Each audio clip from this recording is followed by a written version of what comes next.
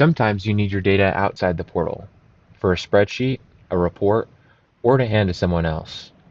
The export page pulls any stretch of your history into a clean CSV or Excel file. Let's set it up and run one. Your export is built from parameters, your circuits. If you haven't set them up yet, open Parameters and click Add New. Give it a name like Mains or Solar. Point it at the meter reading it comes from, and save. Add one for each circuit you want in your files. Those become the columns you can export. Back on your export page, pick what kind of numbers you want. Cumulative gives you total energy used in kilowatt hours. Average gives you average power over each interval, and max demand gives you the peak each interval hit. Set your window, a start date and time, and an end.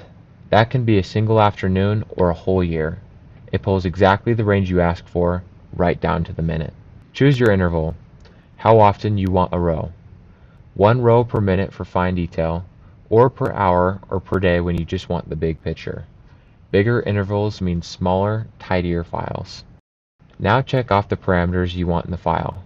1, a few, or select all to grab everything.